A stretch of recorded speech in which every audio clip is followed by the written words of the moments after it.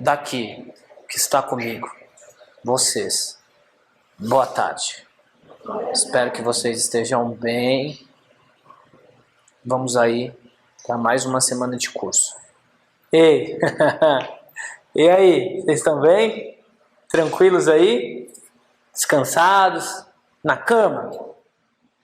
No busão, no trem, no metrô, no banheiro, no escritório? Boa tarde, sejam bem-vindos também para mais uma semana. Turma, deixei claro, tanto a vocês aí da casa, quanto aos colegas e colegas da sala, que a partir de hoje a gente ia dar uma avançada no curso, beleza? Justamente por uma situação que eu venho tentando manter uma aparente transparência. Ou seja, é impossível terminar o curso inteiro, tudo bem? Talvez no ano inteiro o teu professor não tenha terminado o curso no ensino médio. Não é aqui com o curso, enfim, rolando, que a gente vai conseguir terminar. Mas em respeito a vocês, tanto aqui presencial, quanto a galera da casa, eu recortei o curso, pegando principalmente o que cai com frequência nos grandes vestibulares, né? Eu trabalho na correção dos vestibulares em São Paulo por um cursinho que eu trabalho há alguns anos. E venho percebendo que esse é um tema que os grandes vestibulares apostam, principalmente pelas evidências e pelo continuismo desse período que a gente vai trabalhar hoje. Hoje, turma, completou aí alguns dias do feriado de domingo, o feriado da proclamação da República. Então é um período bem importante para a gente conversar. É óbvio que eu não vou tratar a questão histórica inteira, é impossível, não dá. Peço até perdão. Quem sabe, de repente, em algum outro momento, a gente possa tratar o curso em todas as suas extensões. Enfim, mas o que a gente vai fazer aqui? Primeiro, boa tarde a vocês que chegaram. Eu vou fazer um breve recorte para que a gente possa entender como a República chega, a fim da gente entender uma situação. Ela chega, coletivos minoritários vão se manter e ainda se mantém ainda hoje, do ponto de vista do mandonismo.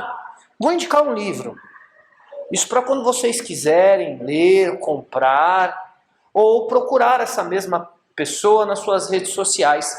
É uma professora magnífica, ela virou popzinha porque ela deixou um pouquinho a academia, ela é professora do Departamento de Antropologia na Universidade de São Paulo, na USP. E também historiadora. É a professora Lilia Schwartz. Ela tem um canal no YouTube, ela tem um Instagram. Ela é mó moderninha, mano. Ela troca mó ideia geral com a galera. Se você mandar um directzinho, ela responde. É uma mulher com um poder intelectual muito grande. Ela é muito respeitada no universo das ciências humanas. Lilia Schwartz. Eu vou soletrar o Schwartz, tá bom? Boa tarde, meninas. Sejam bem-vindas. Estou indicando aqui, antes do curso começar, um livro que serve como referência para a nossa aula e para subsequentes. E se vocês quiserem comprar, é claro, quando tiverem condições, e se quiserem, comprem. Vale super a pena. É baratinho. Mas se vocês não quiserem comprar por qualquer situação que não me diz respeito, fica a hashtag a dica, siga ela no seu canal e no seu Instagram. O nome dela é Lilia Schwartz. Vou soletrar o Schwartz. S de sapo, C de Corinthians. H de humano, W de wizard. A de amor, R de rato, C de casa, Z de zebra. S de sapo, C de coração, H de humano, W de wizard. A de amor, R de rato, C de casa e Z de zebra. Lilia Schwartz. Quem é Lilia na fila do pão? Porque, enfim, ela está super viva. Professora do Departamento de Antropologia da Universidade de São Paulo, a USP. Também professora do Departamento de História. Ela tem, assim, gente, um currículo muitíssimo respeitado. Escreve coisa pra caralho, beleza? Mas aqui é uma sugestão para caralhada de temas que a gente vai conversar. Este livro chama-se Sobre o Autoritarismo Brasileiro. Lilia vai discorrer, ou seja, vai trocar uma ideia com os leitores, ou com, sei lá, os telespectadores das suas redes sociais sobre o autoritarismo brasileiro. Tema muito atual, inclusive. Mas ela vai dizer assim, ó, esse não é um tema só de agora. Ela vai fazer o que os historiadores chamam de historicizar. Historicizar é conversar sobre os eventos da história, a fim de observar que situações do passado permanecem extremamente contínuas no nosso cotidiano. É mais ou menos sobre isso que a gente vai conversar. A vocês que chegaram agora, disse algo que já vinha tratando com a sala e com certeza vocês vão lembrar disso. Como o curso não dá para tratar a história inteira, eu resolvi recortar alguns períodos da história. A gente vai para o Vargas evoluir uma pedação. Deixei evidente isso em particular na semana passada. Inclusive pedi desculpa aos colegas e faço as mesmas desculpas a vocês. Impossível dar o curso inteiro. Talvez na tua escola, no teu ensino médio, você não teve curso de história inteiro. Quem diria aqui então? Pois bem, independentemente disso, sempre fui real numa situação. O que a gente faz aqui é o mínimo do mínimo. Vocês têm que buscar algo a mais além do que a gente faz aqui. A gente vive numa era bem positiva nesse sentido. As redes sociais estão aí, há bastante informações para que a gente possa contemplar o que vem trabalhando aí, há apostilas, há professores espalhados por aí que possa te ajudar. Tem um canal, já que eu comecei a aula indicando, Lilia, vou indicar um canal de um colega. Bem interessante, inclusive. Na verdade, é o único canal que eu confio, porque tem muita coisa sendo produzida aí que eu discordo, mas não quero entrar nessa situação. O nome do canal chama HO, História Online. Depois deu uma googada, HO, História Online. Ele tem um canal no YouTube, também tem Instagram. Ele é o Rodolfo, professor, enfim, não posso falar o nome do cursinho. A gente trabalhou um período juntos. Muito bom o cara, muito bom. Ele dá aula de frente, História Geral. E o outro cara, um carequinha, o Maurinho. Um carequinha mesmo, mais do que eu, a propósito. É o professor de História do Brasil. Ele é um amorzinho, o Maurinho. O canal é muito bom, foi premiado recentemente por órgãos educacionais. Falaria eu aqui alguém que vocês já conhecem, que inclusive gosto dela. Mesmo ela sendo estudante de História e tendo começado sua vida ainda no ensino médio. Todo mundo sabe quem eu estou falando. A Miner, sou Débora Ladinho. Ela é muito boa, o problema é que ela fala muito rápido. Tipo eu, muito rápido. E o problema é que o canal dela, as aulas, a videoaula dela é bem resumida. Ótimo para quem sabe história. Para quem já manja dos Paranauê. Para quem não, é melhor ir para o Rodolfo, para o Maurinho e para os outros professores de Ciências Humanas do HO. Porque além deles falarem bem devagar, mesmo bem devagar, a didática é mó tranquilona. A Débora é muito boa, inclusive ela é premiada aí, né? Virou um youtuber famosinha a propósito. Mas ela fala... Beleza, é o jeito dela e é meu jeito. Não estou dizendo que ela é ruim, ela é boa, tá bom? É uma mina, tem que dar uma moral para as minas. Enfim, feitas essas dicas, vamos entrar na parte que me cabe no meu latifúndio. Eu gosto muito desse tema aí, gente. Adoro tratar a Era Vargas. Ela é muito viva pra gente. Vou começar o Vargas fazendo uma pergunta que diz respeito à Era Vargas. Quando eu falo populismo, o que vocês entendem é, além de entender populismo, exceto Vargas, fazendo uma comparação de passado e presente, atualmente, quem que vocês trariam para comparar a Getúlio Vargas no que diz respeito ao populismo? Exato, isso é o populismo, aí, parça.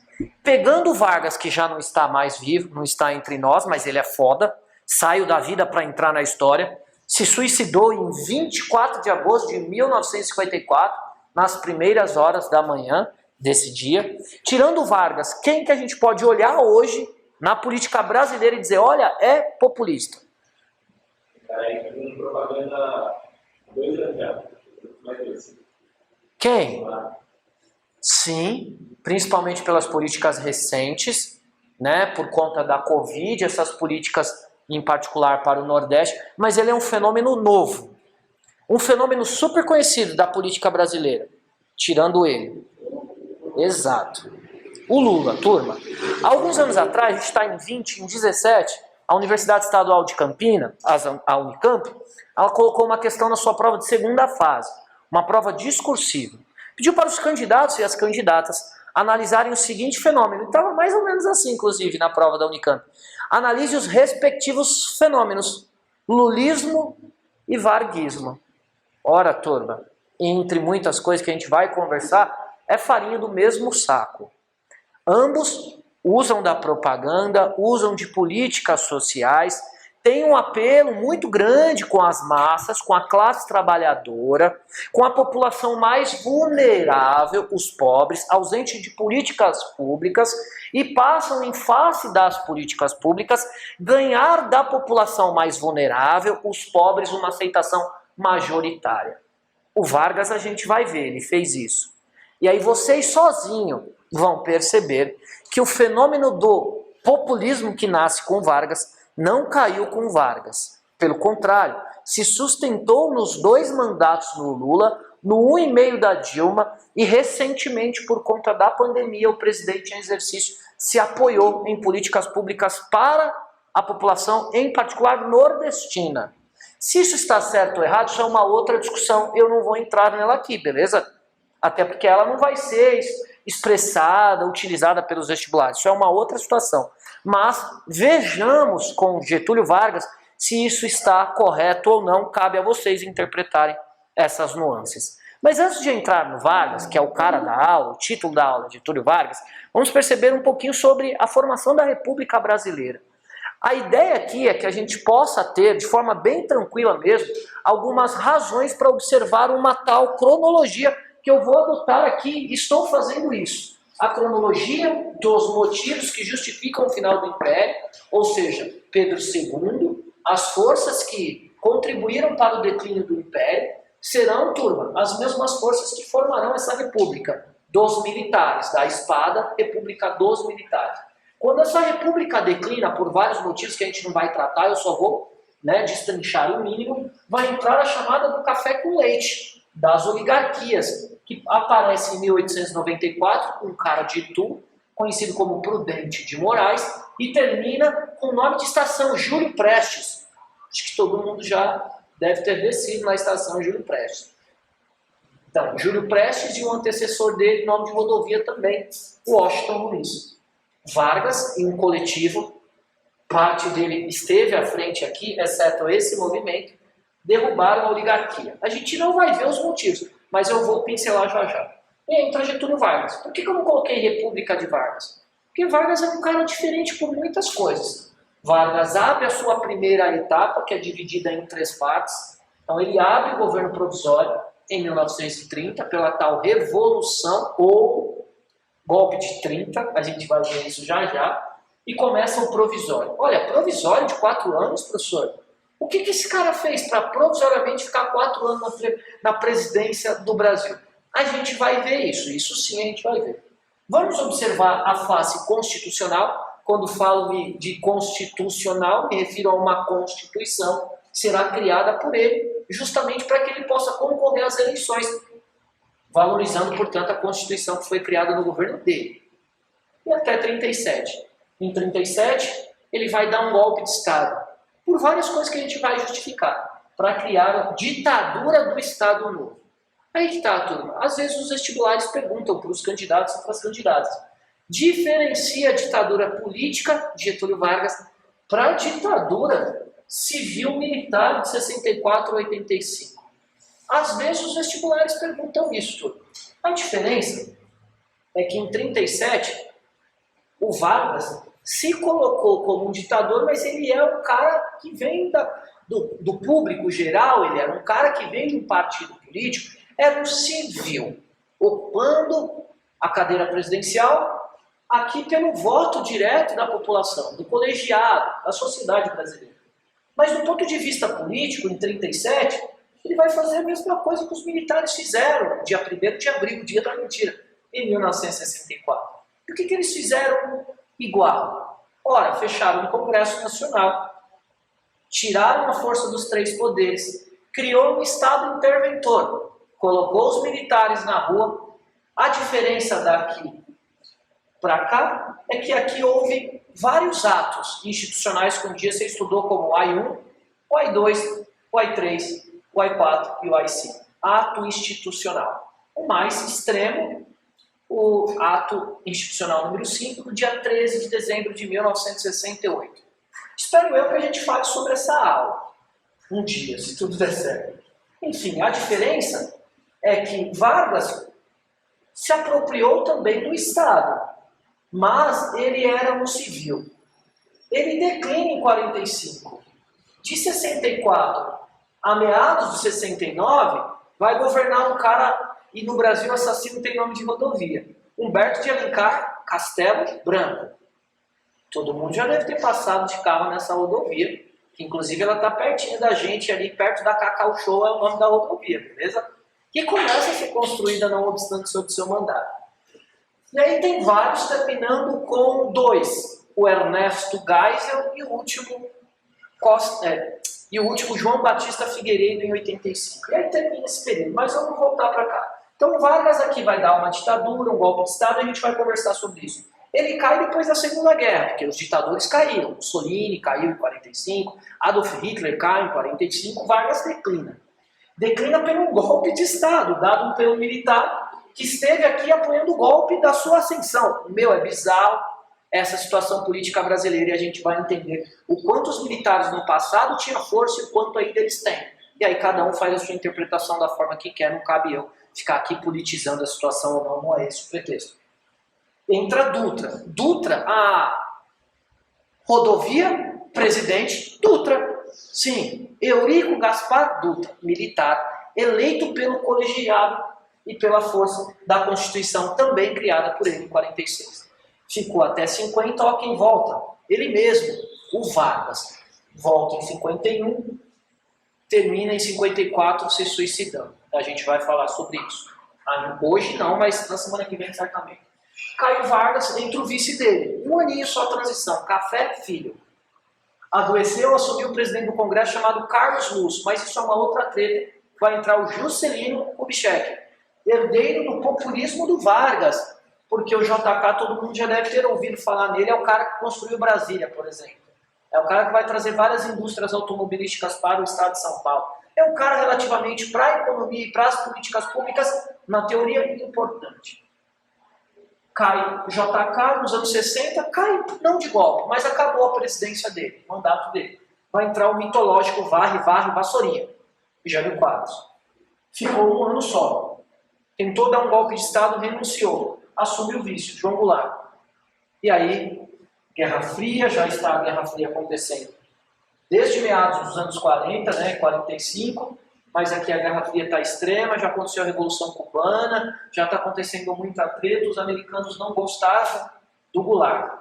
Primeiro porque o Jânio vai trazer o Che Guevara aqui para o Brasil, Ernesto Guevara de la Sierra, um argentino de Córdoba, médico, que se apaixona pelas ideias de Fidel Castro, Camilo Cienfuegos e o irmão do Fidel, Raul Castro, e construíram a Revolução Cubana. A gente não vai tratar, não dá, infelizmente, que pena. O Goulart, que era próximo de muitas pessoas do outro lado do muro, vai sofrer o golpe em 64.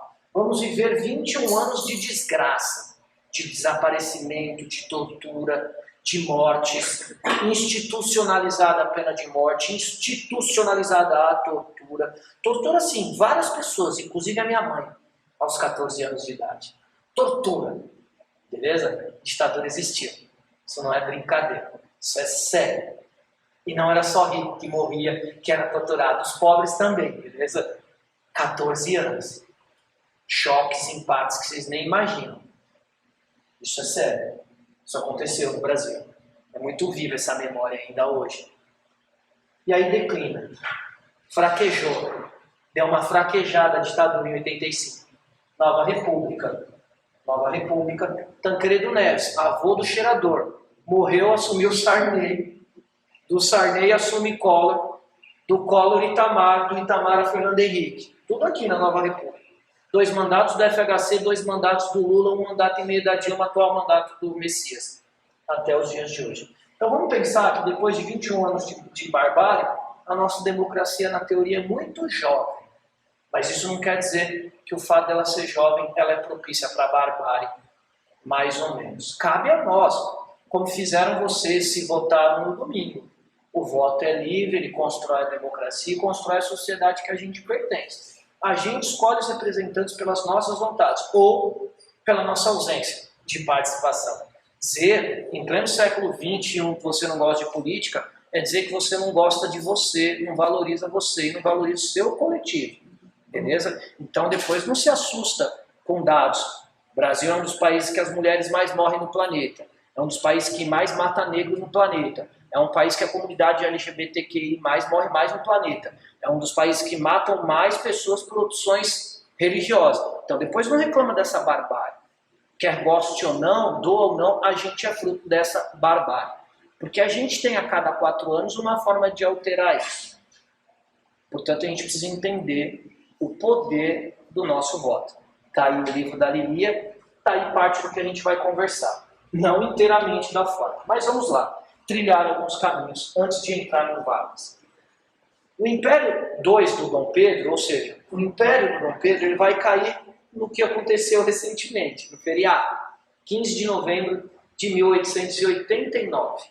Professor, por que aconteceu a proclamação da República? Turma, vamos pensar assim, mó tranquilão, vocês tiveram aula há pouco de filosofia, recentemente da outra professora que pelas situações dela não está mais entre a gente, mas uma questão de escolha, perceba. A palavra república, ela tem uma importância bem interessante. República é coisa pública. O que é pública é do povo. Não é verdade? República é do povo. Então vejamos, se a república é do povo, pressupõe-se que a partir da queda do Império, final do domínio do Dom Pedro, nasceria a então República Brasileira. Res pública, coisa pública, república do povo. Tá, vou só assim simplificar o que os interlocutores, ou seja, as pessoas que participaram desse ato falaram. Mais ou menos assim. O povo assistiu atônito e bestializado à transição do Império e o nascimento da República. Atônito e bestializado são sinônimos de estar assustado, de estar ausente, de não participar. Então o povo assistiu atônito. Então, professor, simplificando, já que você não vai falar da queda do Império e o nascimento da República, vai entrar em Vargas. Simplifique de uma forma clara. Olha, o que o povo vai assistir é uma passeata, no dia 15 de novembro de 1889, no coração do Rio de Janeiro, no centro do Rio. Organizada por quem a passeata, professor? Por um grupo minoritário da sociedade brasileira. Na verdade, são coletivos pequenos, mas com uma força econômica e política muito grande. Quais são esses coletivos? Primeiro passo é pensar nas oligarquias cafeeiras. Turma, o café vai ser a força do Império de Dom Pedro e vai ser a força da mudança na chave econômica do Brasil. O café começa a crescer em 1850, a crescer não as plantas, as mudas. O pé começa a crescer o consumo dele no mercado externo. Cresce a partir de 1850. E até quando o café vai ser importante para a economia brasileira e também para os políticos que vão fazer frente a esta economia? A partir de 1850, já era Império do Dom Pedro. O café vai ser dividido em 2 regiões de São Paulo, a produção. Quando era Império, a escravidão acontecia ainda, beleza? A escravidão vai, entre aspas, declinar no dia 13 de maio de 1888, com a assinatura da chamada Lei Áurea, um ato feito pela princesa Isabel e por vários interlocutores do movimento abolicionista, que a gente vai simplificar daqui a pouco. Mas, enfim, os fatores aqui gerais, o café era produzido em 2 regiões. Então, numa mais conservadora, o chamado Vale do Paraíba, região onde, por exemplo, existe o Instituto Tecnológico da Aeronáutica, o ITA, região muito politicamente conservadora, só politicamente, vou ficar por aí. E o outro lado, o oeste paulista, para quem vai prestar Unesp, qualquer curso de ciências biológicas, a Unesp tem o campus de Botucatu, que é o campus atual mais progressista, mais tecnológico da Unesp. Além de Marília, outros campos que pertencem a essa região chamada Oeste Paulista. Então o café era produzido em 2 grandes regiões do Brasil, e todas elas estavam em São Paulo. Então esses cafeicultores querem o quê? Liberdade econômica. Não dá para ter liberdade econômica com o Império aqui, não é verdade? Eu quero liberdade política. Não dá para ter liberdade política com o Império aqui. O que eles vão fazer simplificando? vão se juntar com outros coletivos de importância para somarem as forças e criar um chamado movimento republicano, justamente para exigir que a coisa pública seja do povo. Só que eu não coloquei povo aqui. Vejamos. 1870, mais ou menos, acaba a Guerra do Paraguai. O Brasil vai destruir com os países, principalmente a Argentina, Uruguai e Paraguai. Os positivistas, a ala militar, a ala ideológica, não se estranhem não estou falando de uma coisa atual, estou falando de uma coisa do final do século XIX, já havia uma ala ideológica dentro do militarismo, nenhum problema com a ala ideológica, beleza? E os positivistas são aqueles que elencam, ou elencaram, algo que está muito visível na nossa bandeira hoje. O lema da bandeira brasileira é um lema positivista, a ordem e o progresso. Não dá para falar o que é o positivismo nessa conjunção de fatores, mas vou simplificar. O positivismo era um movimento que estava ligado ao progresso, mas para que eu possa progredir, preciso criar um estado de ordem. Pressupõe então que o Brasil aqui está vivendo um estado de desordem. Portanto, ao tirar o império do poder, eu coloco os militares, Deodoro da Fonseca e Floriano Peixoto, para organizarem o país socialmente, politicamente, economicamente, para depois, a partir da República do Café com Leite, o progresso começar, entre várias situações que não dá para tratar. Enfim, então tem essa força positivista, a ala militar, citei dois caras, né, Deodoro da Fonseca e Floriano Peixoto, serão os dois primeiros presidentes dessa república.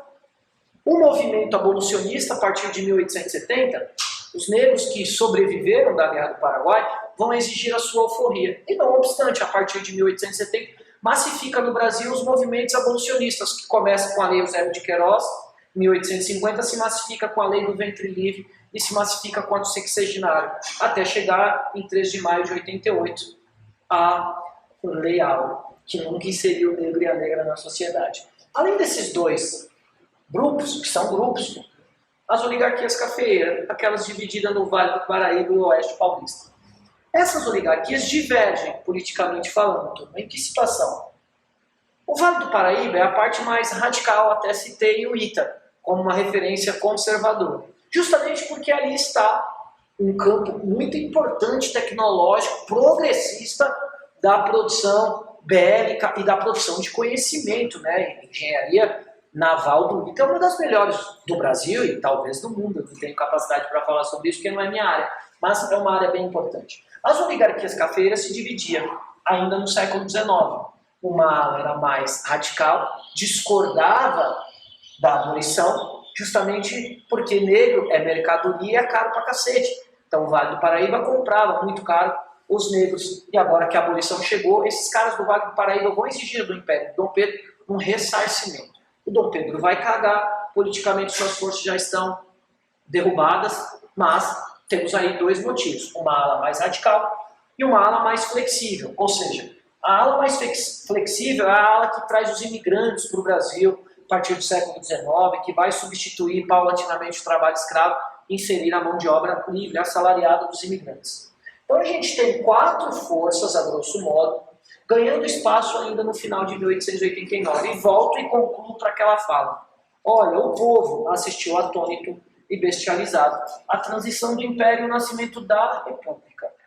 O povo, quer dizer, o povo não esteve na passeata do dia 15 de novembro de 1889. Quer dizer, não foi uma revolução. A República foi criada para atender a demanda, em particular, desses coletivos. Esse aqui vai inexistir, porque vai ter campanha de embranquecimento da raça brasileira a partir do final do século XIX e início do século XX. Tem noção, embranquecer a raça brasileira é excluir o negro e a negra da sociedade de classe. Havia políticos que defendiam isso sem nenhum pudor dentro do que a gente chama hoje de Congresso, beleza?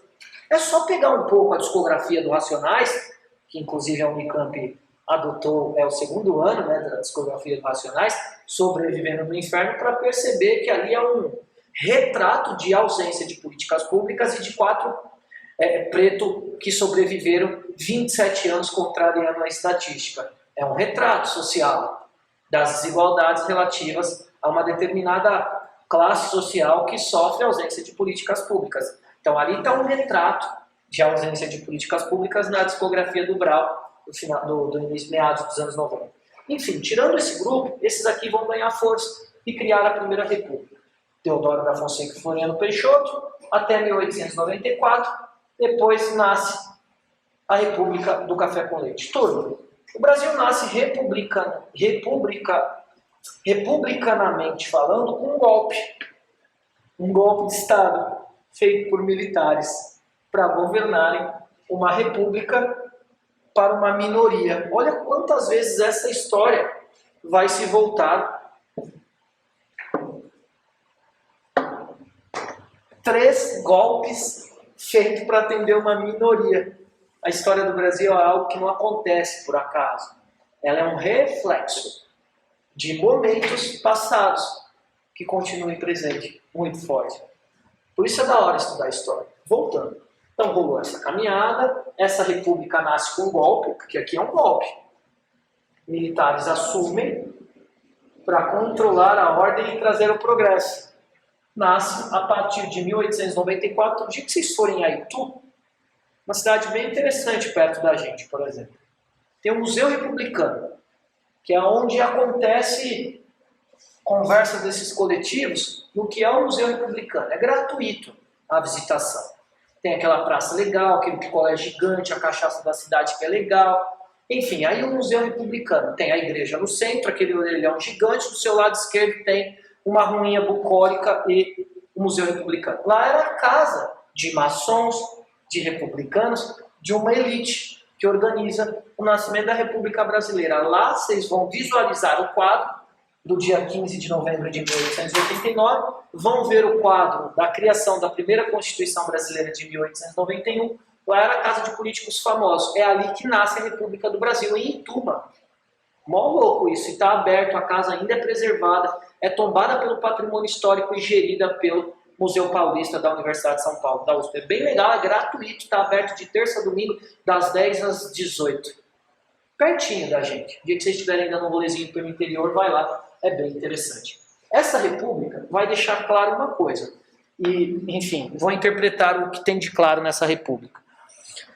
Por mais que é visível para alguns a minha posição política, independentemente disso, essa república de 1894 a 1930, ela é elitista. Fique claro que é elitista. É uma sociedade baseada na concepção de um grupo específico. Então, quando eu me refiro a uma sociedade elitista, eu vou justificar esta etinização da sociedade. Então, o café era produzido aonde? No Sudeste. Feito pelas mãos de quem?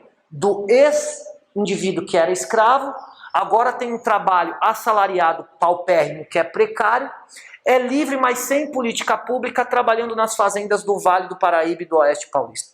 Independe disso. Mas as mãos que produzem o café não são as mãos que vão gozar do privilégio do café. Ou seja, não vão gozar dos proventos econômicos que o café trará para São Paulo. Para São Paulo, beleza? A USP, a Universidade de São Paulo, é fruto do dinheiro do café. A Estação da Luz é fruto do dinheiro do café.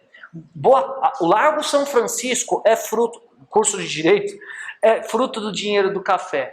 A Medicina Pinheiros, lá da USP, é fruto do dinheiro do café. A Avenida Paulista, que hoje é o coração, o centro financeiro de São Paulo, lá embaixo a Faria Lima, perto da Estação Pinheiros, toda essa urbanização é fruto do dinheiro do café. O café vai esboçar, vai lapidar a energia elétrica que nasce a gás, o bondinho, fruto do dinheiro do café. O café vai elitizar a sociedade brasileira. Por exemplo, se você não foi, mas dou a dica, é de graça, sabia? E se aproprie desses espaços de graça, desça da Estação da Luz, na Júlio Prestes, ande 5 minutos da Júlio Prestes pela calçada do seu lado esquerdo, ao sair não olhe para o outro lado não, continue do lado esquerdo, tem ali a chamada Estação Pinacoteca, a Sala São Paulo, que é uma das salas de acústica de música clássica mais respeitadas do mundo. Aos finais de semana é gratuito, então você pode ver grandes e grandes apresentações de música clássica, sem conhecer ou não, foda-se, isso não importa, mas estar ali é importante. Você está se apropriando de algo que você paga imposto, portanto é seu, é gratuito aos domingos. Ali mesmo tem a Pinacoteca com grandes pintores, inclusive da Semana de Arte Moderna de 22, que tem quadros ali que você acha que é pago, porque o prédio é bonito, tem segurança, muito bem organizado de roupa, etc. e tal. Você passa ali e acha que o espaço é pago, que não é para você, jovem da periferia. Portanto, é gratuito a Pinacoteca. Anda um pouquinho mais para frente, tem ali o que pegou fogo, mas que vai reabrir em 21, a partir do ano que vem, o Museu da Língua Portuguesa, que às terças-feiras era gratuito. Mas do outro lado dele existe a Praça da Luz e um pouco mais para frente o DOPS, a Delegacia de Ordem Política e Social, Memorial da Resistência, que vivencia uma memória da ditadura com celas de 64 para frente. E é tudo gratuito, turma. Tudo gratuito, é que a gente não sabe, justamente porque não está publicitado para a gente. Porque esse espaço não é para o jovem de comunidade periférica. Primeiro porque, pegar o trenzão aqui e até lá é bom rolê. Mas é de graça. Dar esse rolê é da hora. Se aproprie dos espaços. Esses cafeicultores que montaram essa estrutura bem passageira que eu estou esboçando, vai ser então elitista essa república, que é uma república pautada na minoria para a maioria. Inclusive hoje, por exemplo. Bem difícil você pensar na política brasileira hoje. Ela não representa a maioria, ela representa a minoria. Da mesma forma que no passado. A minoria que não está dentro do que a gente pode chamar de república. Na boa, todo mundo está feliz com a educação que vocês tiveram na escola pública? Não. Na boa, está todo mundo tranquilo com a segurança do país? Com a habitação? Todo mundo tem uma casa digna? Está todo mundo tranquilo com os impostos que pagam no país? Todo mundo tem uma contrapartida relativa ao imposto que é caro? Não. Isso faz pensar que no tempo de pandemia quem mais ficou pobre foi os pobres. E quem mais enriqueceu foram os ricos. E saiu a pesquisa semana passada. 54% da população brasileira ficou mais pobre de 7 meses para cá. Isso é evidente. Porque seus pais perderam o emprego. O comércio foi fechado. Agora que é o período do Natal, a abertura daquelas vagas temporárias não vai ser da mesma forma que os outros anos. O empobrecimento das pessoas é sobretudo do mais pobre, que agora está aqui se fudendo para entrar na universidade, defasado curricularmente, vão prestar vestibular daqui a alguns meses, com alunos que estão tendo aula desde meados da pandemia, ou seja, desde a terceira semana de março. Nunca parou. Porque tem a sua internet maravilhosa, todas as suas condições estruturais maravilhosas e uma plataforma online que já operava tranquilamente para eles lá, atendendo, com os professores aqui lá disposto. Isso não acontece no espaço de vocês. Só que vocês pagam impostos absurdos para manter uma sociedade elitista da mesma forma que do passado. Isso é muito louco. Esse período que a gente nem começou a estudar só está aqui, metaforizando, discutindo, utopizando ou não essas coisas. Tá, essa república, ela vai perder força em meados dos anos 30.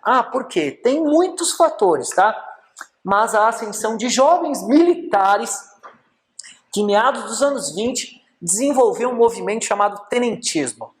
Jovens militares desenvolveram em meados dos anos 20 um movimento chamado tenentismo. Jovens patriotas que inclusive lutavam para dar a vida para o Brasil e propunham a chamada reação republicana.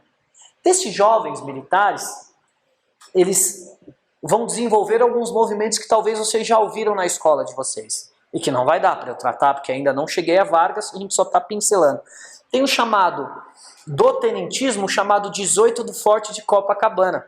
É um movimento que ocorreu no Rio de Janeiro. Eram 27 jovens, dos 27 ficaram 16, somaram mais 2. 16 foram assassinados no entardecer de julho de 1922, que é o chamado movimento 18 do Forte.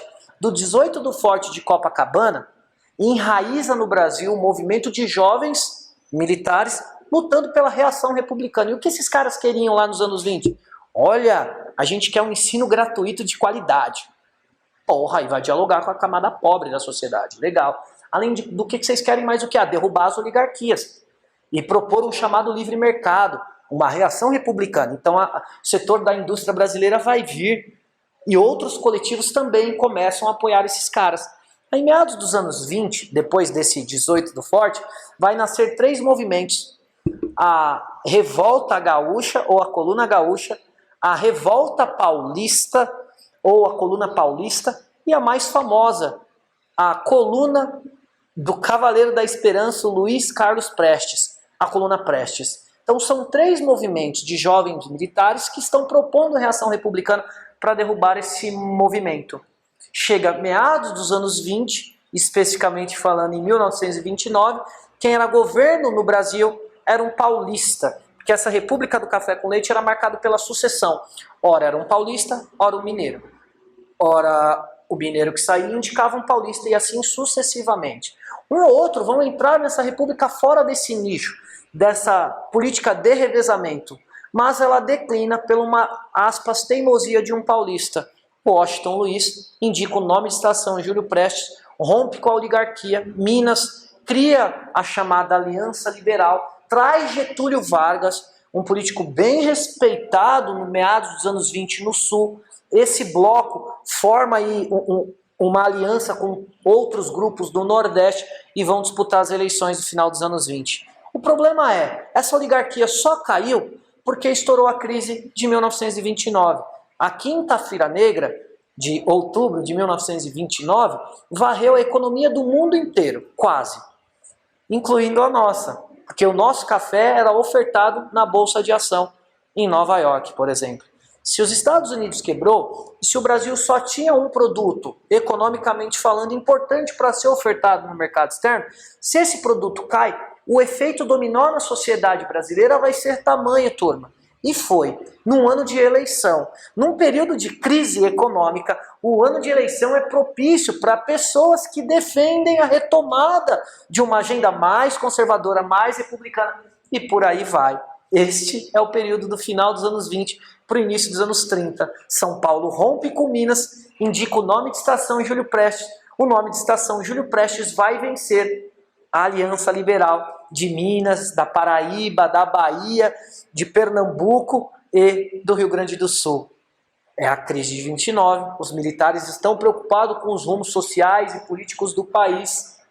Aí o vice do Júlio Prestes era um camarada chamado não sei o que, Albuquerque Cavalcante. Não lembro o nome do cara e não quero olhar na minha colinha aqui para não perder o meu reflexo de ideias. Ele morre nos arredores de uma confeitaria em Pernambuco. Havia a crise de 29, havia muitas fake news. Os militares atribuem uma frase que às vezes os vestibulares cobram, né? Façam a revolução antes que o povo faça. O povo seria parte da sociedade brasileira que passa a ser representada por militares que saíram do exército, não dialogam com esses setores conservadores, mas já são filiados ao Partido Comunista Brasileiro.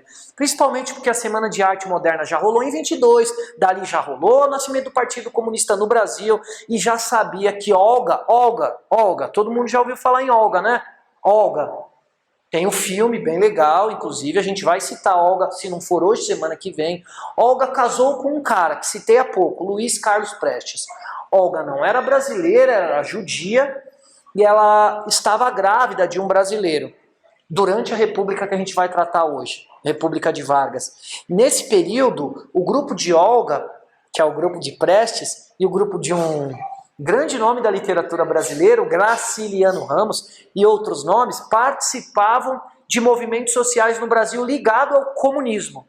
Olga era uma mulher pertencente ao Partido Comunista da União Soviética, o PUX, era o nome na esfera feminina mais importante do mundo, estava no Brasil, junto com um coletivo minoritário, propondo o único momento em que o comunismo tinha força no Brasil, era em 1935. Tentaram dar um golpe de Estado para tirar Getúlio Vargas. A Olga vai ser presa, o Prestes vai ser preso, geral vai ser preso. A gente vai esmiuçar isso daqui a pouco. Mas a Olga estava grávida. Em meados dos anos 30, né, durante a ditadura do Estado Novo, Olga vai ser extraditada para a Alemanha nazista e vai morrer no campo de Birkenau, um campo de concentração. Ela estava grávida. A filha nasceu de boa. Inclusive, ela é professora de História Econômica do Departamento de História Econômica da Universidade Federal do Rio de Janeiro. Depois deu uma gugada lá, ó. Anita Leocádia Prestes é o nome da filha de Olga, uma mulher, uma senhora de 70 e poucos anos, muito sensata, inclusive, né? E Olga vai morrer no campo de concentração. Mas voltando para cá. Então, é elitista, é classista, é racista e é patriarcal, porque é uma república de homens para homens. Não existe mulher incorporada no sistema de trabalho, nem no sistema eleitoral. Então, nem todos participavam da república, como hoje, por exemplo, todos que quiserem votar, podem votar. Esses segmentos trouxeram Getúlio Vargas. Faça a revolução antes que o povo faça. Vai começar a Era Vargas. Olha que rolê a gente deu para chegar no Getúlio Vargas. Tá. Getúlio Vargas, turma, se formou em Direito, era um cara muito respeitado, politicamente falando, era conhecido como político de porta em porta, e o seu governo nasce com uma revolução que eu acabei de explicitar aqui, ó. Faça a revolução antes que o povo faça. Então, temiam-se em meados dos anos 30 que no Brasil o comunismo se apropriasse politicamente, desenvolvesse políticas públicas e tirasse esses grupos minoritários da vida política brasileira. Isso era fato. Meados dos anos 30 isso existia mesmo. É fato. Em face deste fato, o processo que traz Getúlio Vargas e a formação da junta provisória é a chamada Revolução de 30. Então a gente precisa saber o que foi isso. A gente precisa começar o Getúlio Vargas trazendo um golpe militar. De novo, professor, um golpe militar? Exato, turma. A Revolução de 30 ela vai depor o presidente eleito, que era o nome de estação, o Júlio Prestes. Ele foi eleito com aproximadamente 1 milhão de votos. Vou dar uma dica, turma, para vocês baixarem nos seus canais de streaming. Uau! Tô super moderninho hoje, né? Seus canais de streaming. Tem um podcast bem legal para você entender a vida republicana inteira de uma forma mais legal. Depois eu te falo de novo, você anota. Chama Presidente da Semana, um podcast que tem nos seus canais de streaming. Uau, bem legal. Podcast de história, bem legal, não é chato não, é bem legal mesmo. Se fosse chato eu não indicava, beleza? Presidente da Semana. Fala de todos, inclusive o atual presidente. Faz uma cronologia política da República. Começa aqui e termina aqui, quer dizer, com o atual, beleza? Então, se você quiser separar os episódios que eu não dei de aula, ou seja, se você quiser começar aqui, Teodoro da Fonseca, Floriano, Prudente de Moraes, Campos Salles, Rodrigues Alves, quiser trazer Nilo Peçanha, Afonso Pena e os demais, até Getúlio Vargas, faça isso. Acompanhe a trajetória pelo podcast que indiquei aí, Presidente da Semana. É bem legal, meu, bem legal mesmo. Inclusive tem o e-book para vocês, e acho que está gratuito em tempos de pandemia, que é o mesmo nome, gratuito, o e-book. Eu acho, não tenho certeza, pelo menos estava. Pelo menos eu consegui. Enfim, é o mesmo nome, Presidente da Semana, o nome do livro, tá? Então, como começa a Era Vargas? Um golpe. A Revolução de 30 foi um golpe armado. Presidente da Semana. O que foi a Revolução de 30, que está ali só citado e não problematizado, beleza? Foi um golpe armado, organizado por forças, olha como a história se repete. Aqui é final do século XIX, aqui é a primeira metade do século passado. Aqui são algumas forças, parte delas estão aqui, ó. É um Ctrl-C, Ctrl-V para falar que a ditadura continua sempre apoiada por forças minoritárias. A Revolução de 30 foi um golpe armado.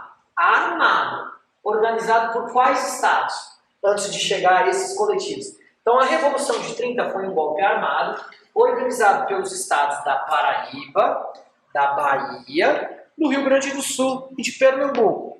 A Revolução de 30 foi um golpe armado, organizado pelas forças militares da Bahia, Rio Grande do Sul, da Paraíba e de Pernambuco. Um golpe armado. Legal. Fez o que então? Depôs o presidente eleito.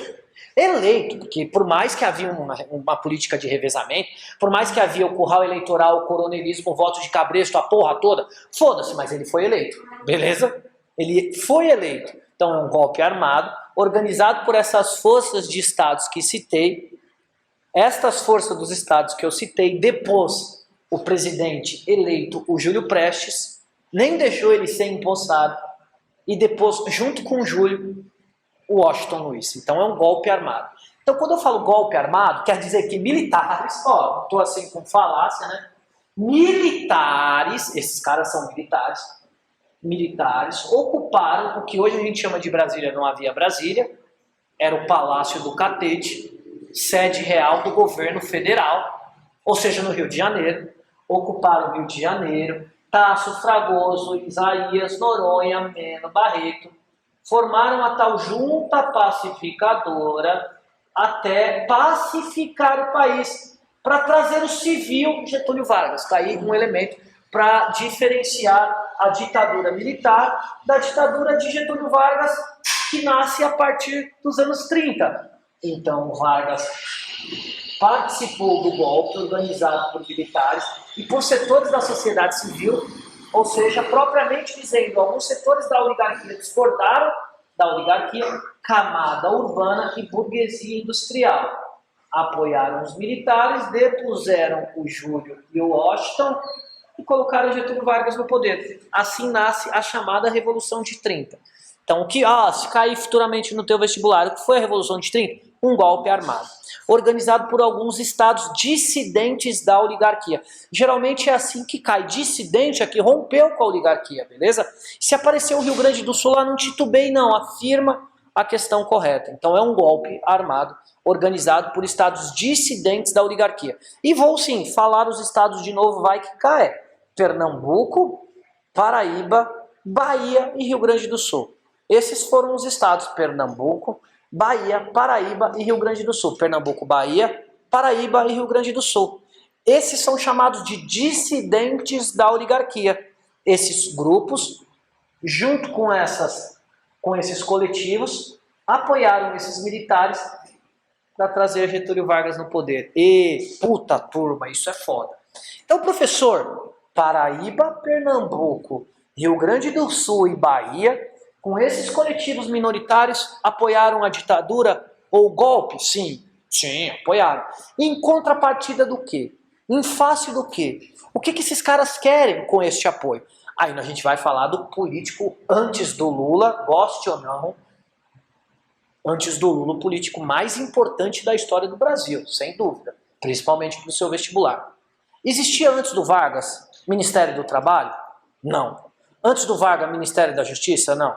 Antes do Vargas, mulher votava? Não. Antes do Vargas, analfabeto votava? Não. Antes do Vargas, havia redução da jornada de trabalho? Não. Antes do Vargas, havia obrigatoriedade do serviço público? Não. Não, tipo nada.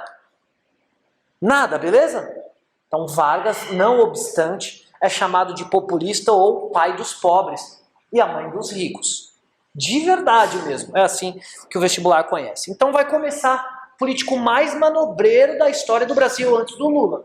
Eu não estou falando antes do Lula, primeiro eu não sou lulista, beleza? Antes que alguém ache que estou fazendo proselitismo político. Estou falando antes do Lula, porque o Lula é o cara do ProUni, do SISU e do programa Bolsa Família, de uma caralhada de coisas, beleza? Então se compara a políticas públicas, tudo bem?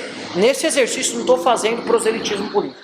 Tá. Se o Vargas foi eleito por uma minoria que trouxeram os militares falaram, esse cara tá fechado comigo, caralho.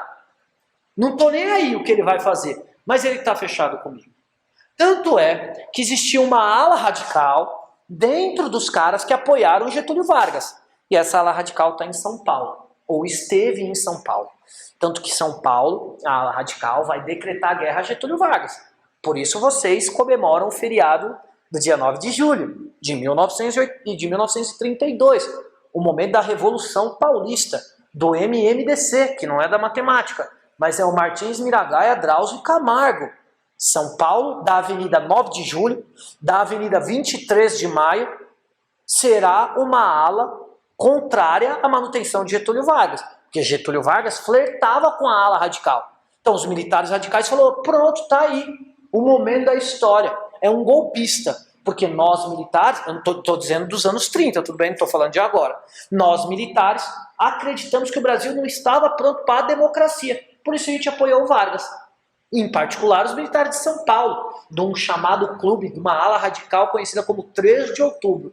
Essa galera aí vai se emputecer quando o Vargas começar a propor e criar políticas públicas. Quando ele começar a se aproximar do povão, das massas, a fim das massas estarem com ele e os militares distante dele. A fim do Vargas ficar só no provisório 4 anos. Ora, para alguém ficar provisório 4 anos, é alguém que tem que controlar muita gente, em particular o povão. Caso contrário, cai pelo um golpe.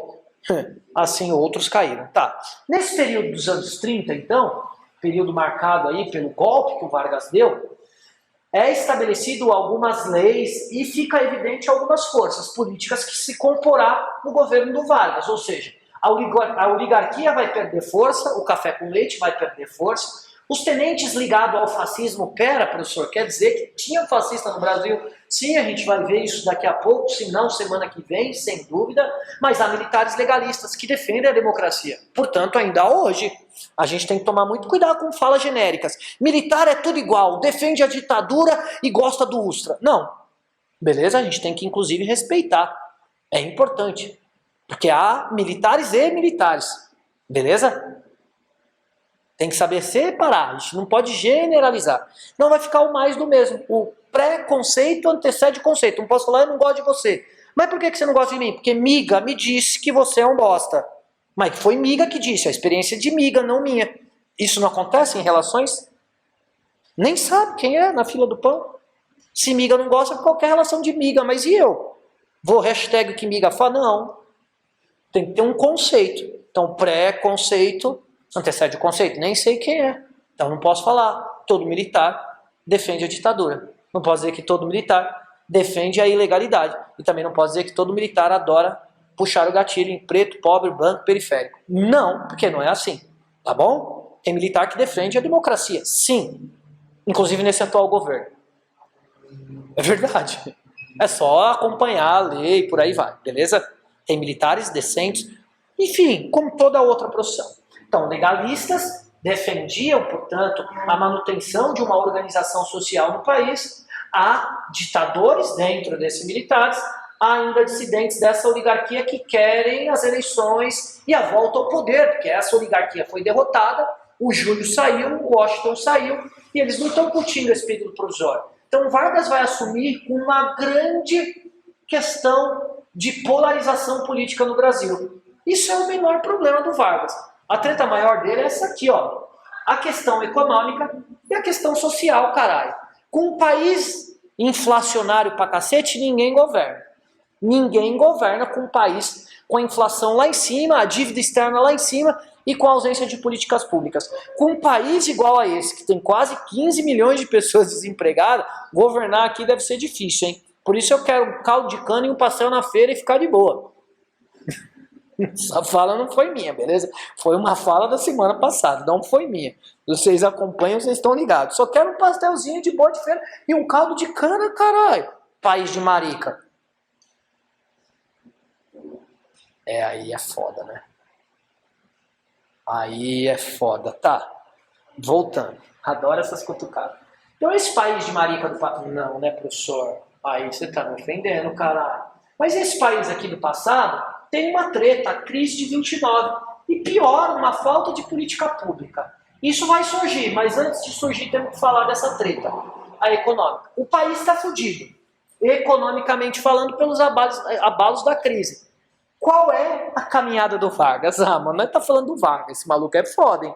Qual era a economia brasileira antes de Getúlio Vargas? Turma, isso cai, tá? Qualquer vestibular decente que vocês vão prestar vai cair. A economia antes do Vargas era conhecida como agrária exportadora, beleza? Não importa o que produzia, mas ainda hoje é assim, beleza? Mas antes não tinha vivacidade de indústria. Então até Vargas a economia era agrária exportadora, beleza? Repetindo, economicamente falando, o Brasil era um país agrário e exportador. E o que Vargas vai fazer? A crise de 29 chegou, caralho. O que se faz com um país que só tem um produto ofertado no mercado externo. Eita porra, mas vamos antes de ver o que o Vargas vai fazer, o que vão fazer lá fora antes dele, que ele vai Ctrl+C, Ctrl+V, porque isso também cai no vestibular. Final dos anos 20, turma, para o início dos anos 30, é a queda do liberalismo econômico, beleza? E o que seria o liberalismo? A não intervenção do mercado na economia, beleza? Uma sociedade que vivia até meados do final dos anos 20 para o início dos anos 30 era uma sociedade liberalista, economicamente falando. Então há muitas formas de entender isso, vou simplificar. Uma sociedade conhecida como uma sociedade liberalista era uma sociedade em que o Estado era mínimo, beleza? O Estado mínimo vai dar problema e a gente não vai ver essa treta inteira porque não vamos estudar a crise de 29. Não dá, beleza? Então, antes de Vargas, a economia era baseada no liberalismo econômico. Então, o liberalismo vai cair em outubro de 1929. Será substituído por qual teoria, professor? Isso pode ser cobrado no vestibular. Keynesianismo. Vamos lá, vou escrever, é um nome grande, feio, mas pode cair. Keynesianismo. Keynesianismo. Se o liberalismo é o Estado mínimo, o keynesianismo é o Estado em toda a sua complexidade, beleza? Então, o liberalismo é o Estado mínimo, o keynesianismo é o Estado presente. Então, se o liberalismo é a não intervenção do Estado na economia, o keynesianismo é a intervenção do Estado na economia. Calma, vamos entender novamente, para eu chegar na economia que o Vargas vai mudar, quer dizer, ele vai surfar na economia que o Keynes, um economista, criou para que Roosevelt fosse eleito nos Estados Unidos nos anos 30 com uma economia chamada, e um plano político conhecido como New Deal, o Novo Dia, que traz o keynesianismo, ou seja, a intervenção do Estado na economia. Pera, professor, como se intervém o Estado na economia, sendo que a economia está fodida? Vou dar um exemplo, que tem muita conexão com a economia brasileira antes do Vargas botar o pé, de golpe ou não, mas botar o pé na cadeira presidencial. Digamos assim, ó, vou usar as fileiras como exemplo, assim vocês parem de mexer no celular e prestem mais atenção aqui em mim. Vamos lá, vou dar um exemplo. Digamos que essa fileira aqui é uma fileira inteira de cafeicultor, beleza? São os barões do café, até os anos 20 funcionava com essa estrutura. Independentemente se aqui é o Oeste Paulista, ali é o Vale do Paraíba, foda-se. Mas aqui são cafeicultores. Essa outra fileira aqui é uma empresa que vai pegar o café produzido na fazenda dessa galera do Oeste do Vale do Paraíba e vai escoar até o Porto de Santos. Então digamos que aqui é uma empresa que trabalha com locomotivas, ou seja, com o trem do bagulho que carregava, tanto que a linha férrea no Brasil nunca foi voltada para a população, beleza? Era voltada para escoar a economia, a população vem num pacote, meados do 20. Então aqui está pessoas que empreenderam as suas finanças para lucrar em face do café. Aqui, digamos que vocês controlam as estalagens, os portos, principalmente o Porto de Santos, onde escoava boa parte da produção que saía do Vale e do Oeste Paulista. Essa fileira aqui, ela tem uma mercearia, um açougue, ela tem uma farmácia. E vocês, com todo respeito, são trabalhadores daqui. Se eles não pagam, fode elas, fode ele e os dois, fode o parça, fode ela e ele, ferra essa mina aqui também, e vai ferrar os trabalhadores. Qual é a treta? Os trabalhadores compram na caderneta, memória de interior, fiado, na verdade. Os trabalhadores aqui compram fiado na caderneta do açougue. Acho que por inverter a ordem, tá? No açougue dele, na padaria dele e na farmácia dela. Não, acho que não inverte não.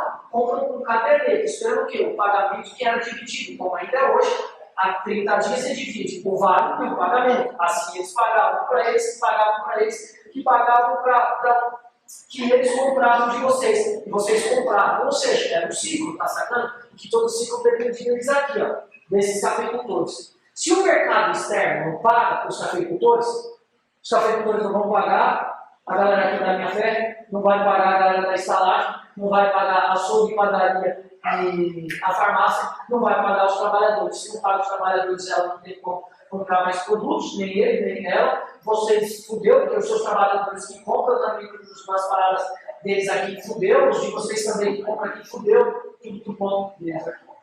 Sacou quando a economia tem um estado mínimo? A merda é essa. Relativamente é essa. Assim era, em meados do final dos anos 20 e início dos anos 30. Essa economia só tem uma solução. Olha, o Keynes, que é um economista, vai fazer isso lá com os Estados Unidos meados dos anos 30. E aqui o Vargas vai fazer. Como? Não é mágica. Tem que ter um mínimo de conhecimento econômico. O mínimo de conhecimento econômico é esse, tá? Assumir a presidência.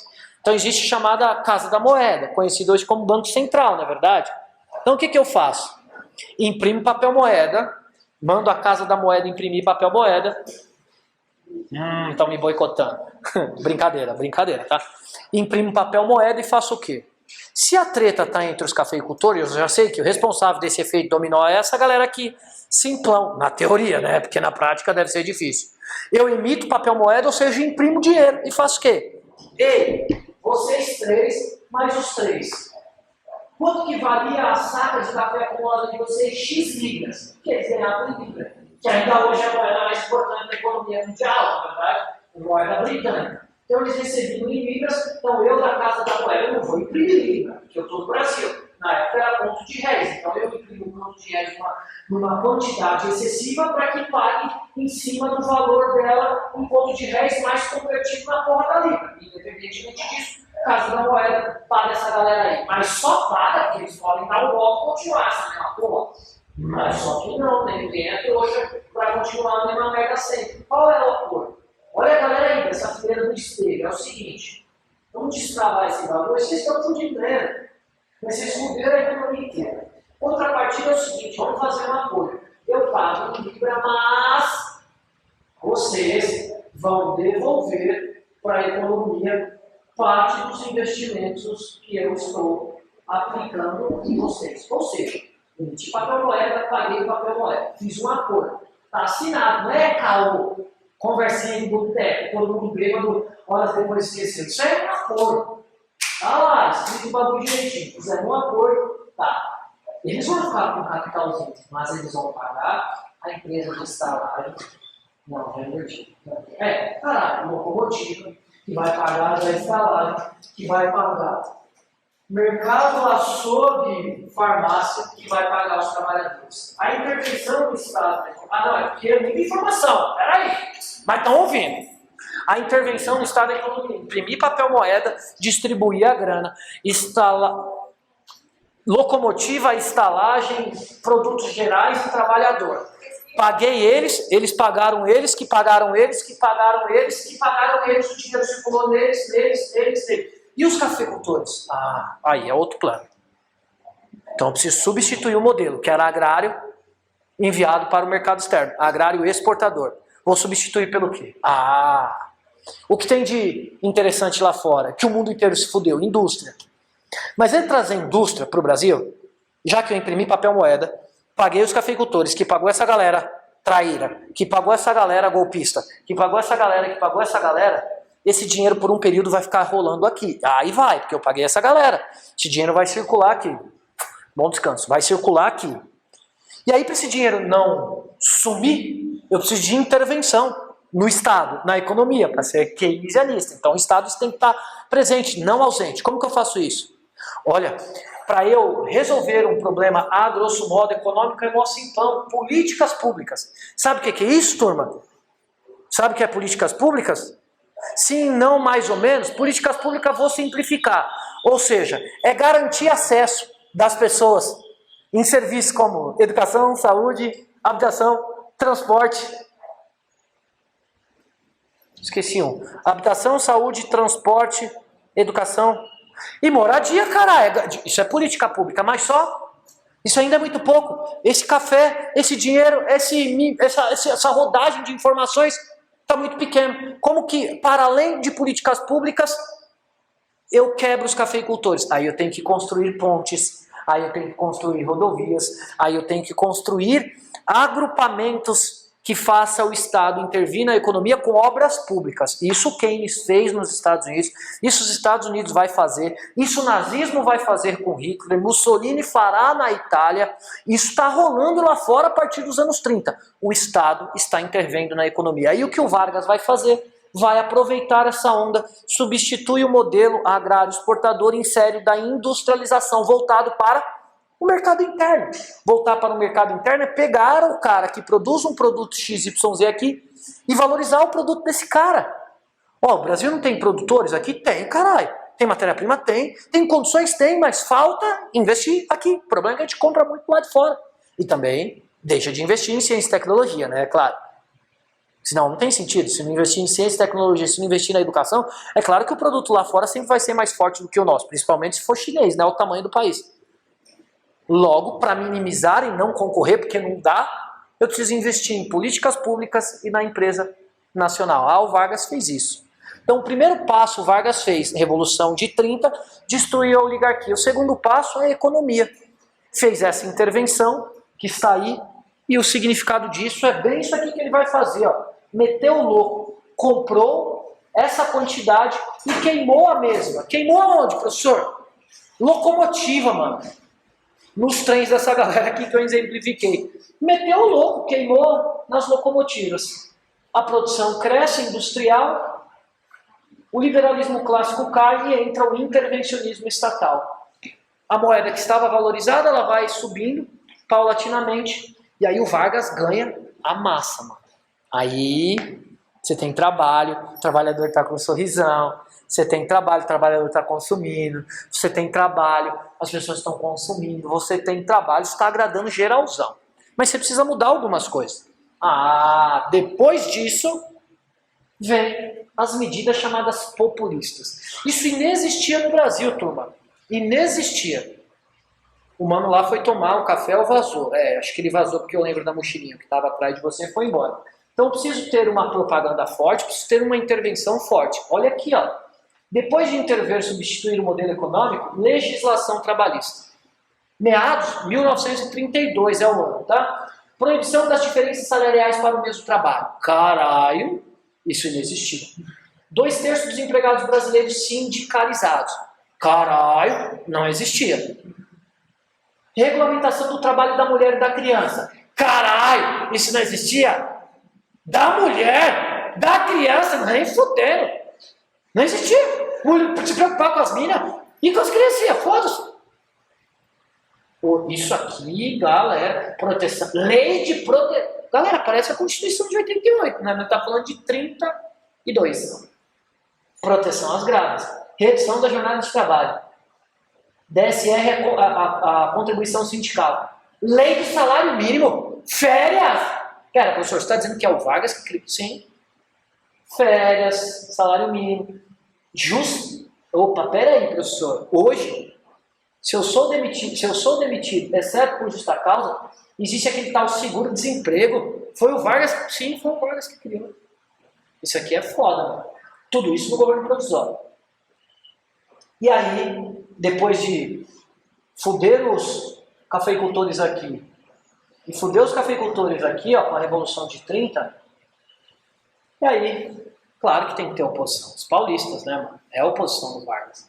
Então, os paulistas, daquele grupo que apoiou ele naquela Revolução de 30, aquela ala radical, chamado Clube 3 de Outubro, viu Vargas desenvolvendo políticas públicas e falou: qual é desse maluco aí, ó? Acho que ele tá querendo dar um golpe em nós, falar igual os mano, nós é Corinthians, porque nós é nós. Já dizia o MC, da rua é nós, hein? Os militares aí não curtiram muito essas políticas do Vargas não, mano. E aí qual é a parada? O Vargas sabia que ele tinha uma oposição de militares em São Paulo. E militar, ainda hoje, se vocês têm parente militar, militar tem colônia de férias. Tem uns bagulho aí que é normal. Igual os professores, qualquer trabalhador, beleza? Para não dizer que é só os militares, para não achar que eu estou fazendo uma fala crítica. Enfim, os militares se reuniam, chamado Clube dos Militares. Lá eles trocavam ideia, tomavam suco de cevada, falavam sobre a vida contemporânea, moderna. E falava mal do Vargas, como os dois estão rindo pra caralho desde o começo da aula, ele nem sabe que eu tô falando dele. E aí, como ela escreveu um bilhete para todo mundo rir, ver aquela hora, era o que os militares faziam. Pegava uma folha de caderno, escrevia e todo mundo ria. Não, não era bem isso. Brincadeiras à parte, vamos lá. Então havia um grupo contrário a Vargas, contrário principalmente porque o Vargas, quando assume em 30, nomeia interventores para administrar o Estado de São Paulo. Nomeia pessoas fora do grupo parceiro dos militares. Aí os militares, mano, o cara já fudeu com a oligarquia, o cara agora tá fudendo com o nosso grupo. Agora, só falta ele mesmo meter o louco e ferrar com a gente. Dia 23 de maio de 1932, no entardecer, o Vargas manda uns mano parça dele, uns militares parceiro dele, colar no Clube dos Militares. Coração de São Paulo, ali perto da Avenida 23 de Maio. Hoje é a avenida, né? Olha o dia. 23 de maio, 1932. No dia 23 de maio de 1932, tropas leais a Getúlio Vargas invadem o Clube dos Militares. Militar com militar junto, trocação de tiro, né, caralho? Resultado: morte do Martins Miragaia Graus Camargo. 4 jovens paulistas contrários a Getúlio Vargas. 23 de maio, esses caras morrem. Como resposta à morte desses caras, São Paulo desenvolveu uma revolução contrária a Vargas. Ou seja, todas as regiões do estado de São Paulo que faz fronteiras com outros estados do Brasil, se isolou, se fechou. Colocou motim. Sabe o que é motim? Tipo barricada, militar lá, papapá, com arminha, falando de pólvora, ameaçando os Estados Unidos, não. Enfim, brincadeiras à parte, mas tá lá os militares armados, trincheiras, motins. E aí a elite branca paulistana, cafeeira, começa a fazer uma campanha de doação de ouro. Olha, e aí, do ponto de vista feminino, pode ser que o vestibular extraia isso. É a partir daí que nasce no Brasil, logo depois da Primeira Guerra, a incorporação das mulheres no mercado de trabalho, em São Paulo. São incorporadas ao mercado de trabalho para fazer o quê? Trabalhar na confecção de roupas para os homens que obrigatoriamente se alistaram no exército de paulistas para derrotar Getúlio Vargas. Então, turma, São Paulo propôs uma guerra contra o Brasil. São Paulo propôs se separar do Brasil depois da morte desses 4 militares. Então tem campanhas, tem slogans aqui, ó, tipo, convocando jovenzinhos. Ô, Paulista, eu já cumpri o meu dever. Eu aqui, ó. E você? NMDC. Aqui eu não consigo ler. Deixa eu ver. Não tem tela, hein, Miquel? Tá tirando aqui a corrente, hein, Miquel? Não consigo ver, mas é uma campanha nacionalista. O desfecho disso é o dia 9 de julho de 32, inclusive é feriado. Vou dar uma dica, mais uma de passeio. Caralho, eu já tô dando várias dicas, hein? Mais uma de passeio. Alguém que já foi a Ibirapuera? De boa, caminhadinha no Ibirapuera, tá tirando, né, caralho? Já, né? Quem não foi não sabe o que tá perdendo. Bonito, arborizado. Tem o Museu Afro-Brasileiro lá, de graça. Lá tem o Planetário, às terças, é de graça. Mas é uma merrequinha, estudante de escola pública não paga, eu acho. Tem vários bagulho da hora lá no Ibirapuera, além da caminhadinha, você pode alugar uma bikezinha, uma patinetezinha, fazer um piquenique, dar um beijinho atrás da árvore, abraçar uma árvore, ficar de boaça, no lago, vendo os patinhos. Uau, da hora. Lá em frente ao Ibirapuera, portão principal, portão 1, tem um monumento, né? Das bandeiras, né? Um pau no cu que deu aquele monumento para a sociedade brasileira. Vitor Brecheret, no contexto da Semana de Arte. Mas é outra treta. Tá lá. Aqui é a entrada principal. Do lado tá o bagulho lá do Vitor Brecheret, o Monumento da Bandeira. Você fez isso aqui, ó. Tem um obelisco. Tá ligado o que é um obelisco? É um monumento de granito branco. Um bagulhão branco lá. Parece um dedão assim apontado pro teto. Branco. Aquele obelisco foi... Enfim, ali é um museu da Polícia Militar do Estado de São Paulo, com restos mortais dos paulistas que lutaram nessa revolução. De terça a domingo, das 10 às 18 horas, gratuito. Eu sei desses bagulho, porque eu estagiei em vários lugares aí quando eu era estudante de história. Então por isso que eu ainda lembro dessas paradas. E às vezes quando eu dava aula em escola pública, aqui em Itapevi, eu levava meus alunos de escola pública para dar esses rolezinhos aí. A Mocréia não tá aqui. a Monique. Por isso que eu tô falando mal dela. Ah, tá rindo do quê? Pegamos! Ei, Monique, tá rindo de você! Ei, você aí que está lá, aguenta pra Monique! Adoro treta, adoro, você não tem ideia. Só faltou uma cerveja para eu beber para comemorar. Voltando. Lá, aberto ao público. Lá tem os restos mortais, mas além dos restos mortais, eu não quero ver resto de defunto. Lá tem roupas dos militares, armas utilizadas, cantil, vários bagulho. Tem declaração que os militares, quando vão pra guerra, no fronte, deixa pras famílias se eles vão morrer ou não. Morreram 600 e poucos paulistas. Pô, uma galera, mano. Quando? 9 de julho de 1932, quer dizer, de maio a julho, São Paulo fechou as fronteiras, alistou, as minas tampou, confeccionou vários bagulho, e aí... 3 meses de treta. São Paulo está destruída. Nossa. Vargas destruiu a política das oligarquias, a economia e destruiu o Estado. Literalmente. São Paulo perdeu a guerra, está fragilizado. Vargas está, já dizia o ditado popular de vocês. Vargas agora é pica, hein? Dá galáxias ainda. E o que o Vargas fez em face dessa situação, para evitar a oposição, já que ele assume pelo golpe da Revolução de 30, ainda é provisório. Em 1933 ele vai dizer, ei, vou convocar eleições e criar uma Constituição. Gente, não precisa nem pensar que ele vai ser eleito com um número assustador. Principalmente por esses efeitos aqui, ó, do trabalhismo. O trabalhador, sobretudo, vai votar nele fácil. Venceu os paulistas e vai propor, depois de vencer. A Assembleia Constituinte de 33 foi composta por essa quantidade de congressistas. Que entre meados de 33 até a promulgação, turma, promulgar é discutir, é debater, é criar algo republicanamente falando coletivo. Quando a palavra outorga aparece, é algo que é imposto, beleza? Outorgar é imposto, promulgar é proposto. Vocês precisam saber separar isso no vestibular futuro, tá?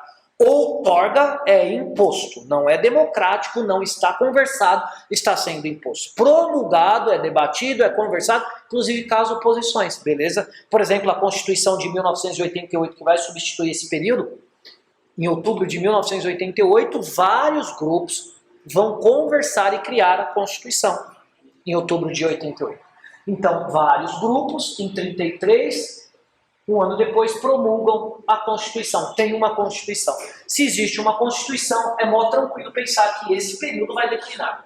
Para tanto, Vargas vai participar das eleições de meados de 1934, justamente com alguns caras. Ei, professor, quem é os caras que participará do pleito das eleições com Getúlio Vargas, meados dos anos 30? Ele vai concorrer com um cara chamado Borges Medeiros. Tá tirando esse maluco aí, ó, bem inferior no número de votos. Vargas vence a eleição de Borges Medeiros e começa, ou vai começar, na próxima semana, a fase constitucional. De 30 a 34. Olha os fascistas aqui, ó. Fascista no Brasil. Sim, fascista. Aqui, ó. Deixa eu ver se tem os caras fazendo igual. Ah, não tem. Mas, enfim, tá aí, né? Fascista. É que aqui a imagem não está tão visível, mas eles estão fazendo aquela referência que os nazistas faziam para Adolf Hitler. Quando Hitler passava, o exército perfilava, eles... Heil Führer! Meu líder! Esticava aquela mão, fazia assim, já viram isso em filmes, né? Aqui, no Brasil, tinha isso. Tinha. Aqui é um país estranho, hein, mano? Que adora copiar os bagulhos zoados. Beleza? Próxima semana a gente vai falar dessas tretas. Aqui a Olga. Vamos trazer a Olga, vamos prender ela, vamos extraditar ela, vamos prender o Prestes e vamos encarcerar o Graciliano. É o nome de um livro, Memória do Cárcere do Graciliano.